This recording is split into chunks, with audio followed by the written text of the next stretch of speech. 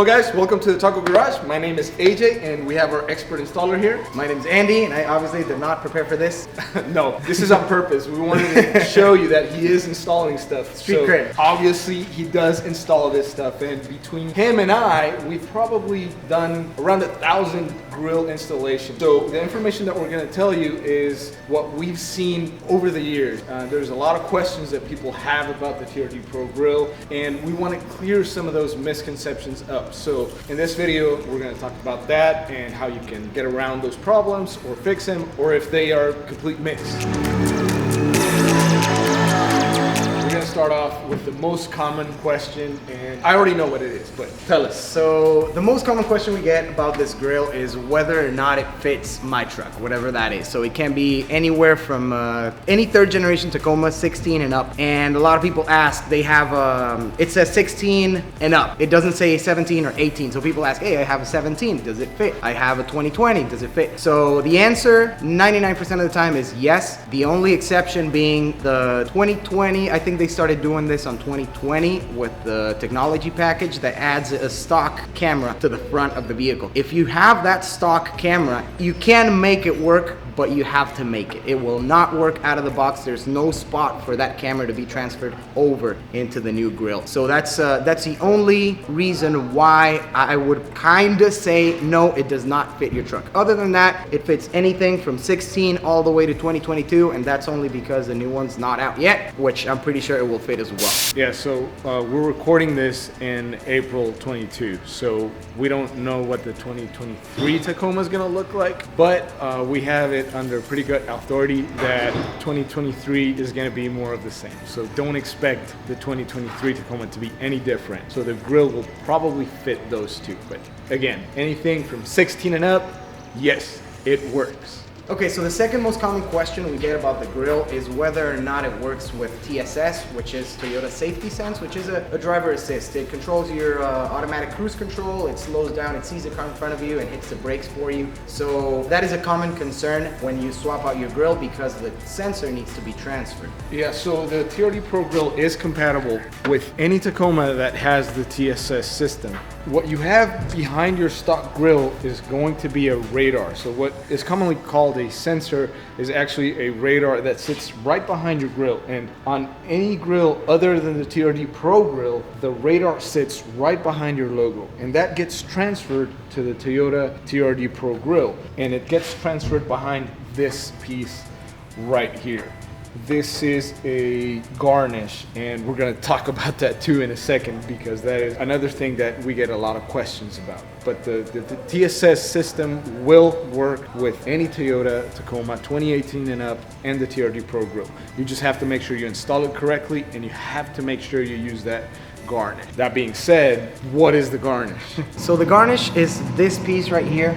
It's a fancy, expensive, flat piece of plastic that I don't know the science of it, but it allows the radar to work properly, to see the road and actually do its job. If you do not have a garnish, you may or may not get some error codes and yellow lights on your dash. Nobody wants that. So whenever you are equipped, if your truck is equipped with TSS, it's 100% recommended that you do get the garnish and you forget about all of that trouble. Now, depending on where you bought your garnish, there is a chance that you will get some of those yellow lights on your dash and error codes and system messages that'll tell you that your TSS system isn't properly working, that your pre-collision system is malfunctioning. That is the common message that you see. And again, it depends on the installation and the quality of the garnish. They all look the same when you're looking online, but they are not all the same. We have sourced a good garnish that has always worked. From the very beginning, we found one that works and we've stuck with that. We always get the same garnish and we know that it works. Like I said, we've installed it hundreds, if not thousands of times, so we know that our garnish will work 100% of the time. Okay, now, if you are getting error messages, like I said, the most common one is the one that says pre-collision system malfunction. So if you are getting a message like that or anything similar related to your TSS, there is solutions sometimes, but what you have to do is troubleshoot it. That being said, what is the first thing you do when you want to troubleshoot? So the first thing you want to check is you have your wiring done Right, pretty much connected. There's not a lot that you have to mess with when it comes to installing the grill and transferring the garnish. There's only one connector. You want to make sure that that's connected, number one thing. If that is connected, you have to make sure that the garnish is properly installed. That's going to be the second thing, and it's a very common mistake for people to install it wrong, for people to add or skip something in the process that at the end leads to a malfunctioning sensor. One of those things being the angle of the garnish. If you push it all the way in, it's gonna end up in a little bit of an angle. It does not end up flat with the surface of the grill. And that's something you have to be really careful with.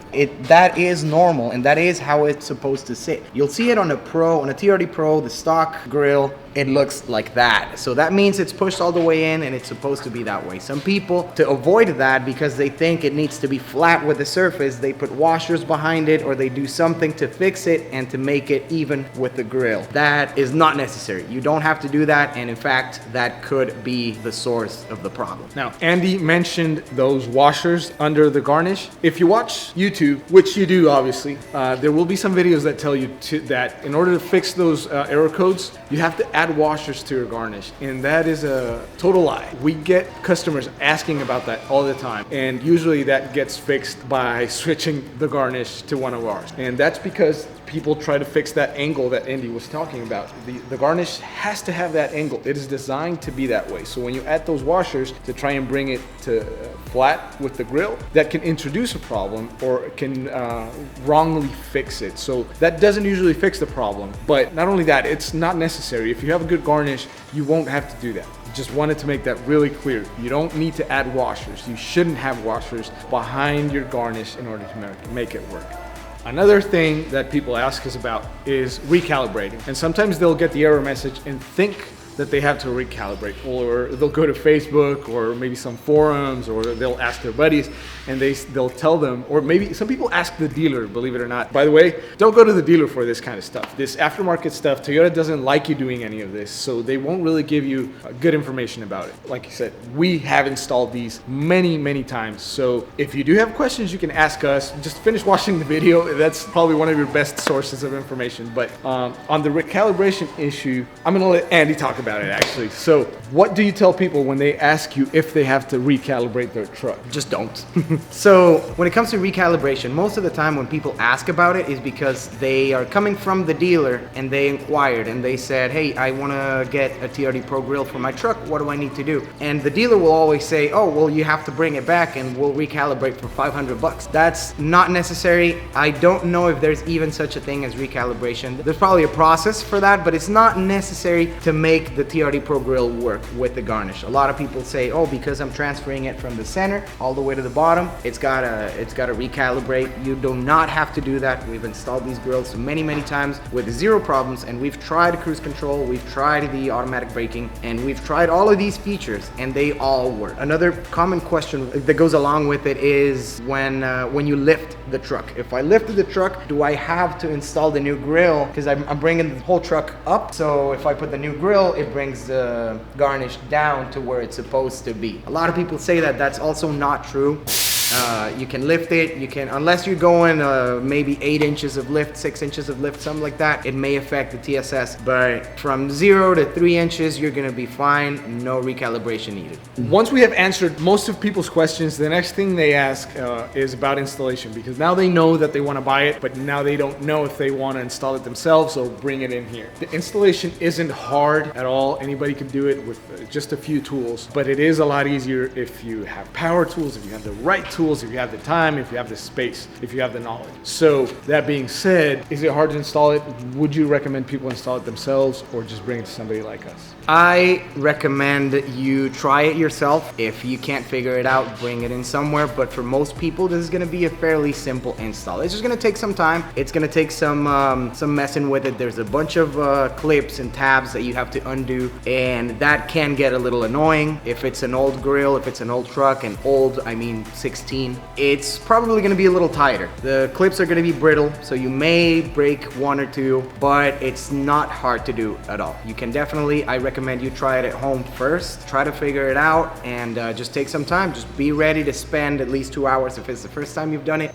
Once you know how to do it, it can possibly be done in 15 minutes if you know what you're doing. So another thing that we get asked, not that often, but the question comes up here and there, is about bull bars. If you have a bumper with a bull bar, will it interfere with the TSS? Most of the time, the answer is no. If most bumpers have a bull bar like this or high up here. So most of them will not interfere. We've tried this grill with a bunch of different bumpers as well and never had an issue unless the bar is exactly right in front of the bumper, which there are some that do have the bar in front of the sensor. It can interfere. You have to make sure that the bull bar your bumper has does not go exactly in front of it, otherwise it can mess it up. But for most bumpers, 99% of the time, it does not mess with the TSS because it's designed to not be in the way. So now that you know everything about the grill, you might be wondering, okay, it looks cool, but does it actually do anything? Does it increase my horsepower? Does it give me more torque? And for that, I'm gonna pass it back to Andy. So the short answer is yes, of course it does. So every single one of this air intakes here, pass-throughs,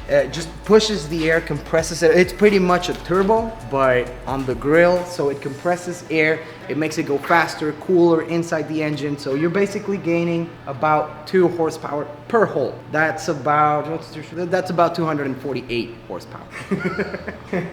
So about that horsepower increase, there is one exception. If you do have a snorkel, obviously your engine is no longer going to breathe through here, so you're out of luck. You're not gonna see any of those gains at that point, okay? All right, so those are the most common questions that we get. I hope we answered all of your questions, but if we didn't, just let us know in the comments below.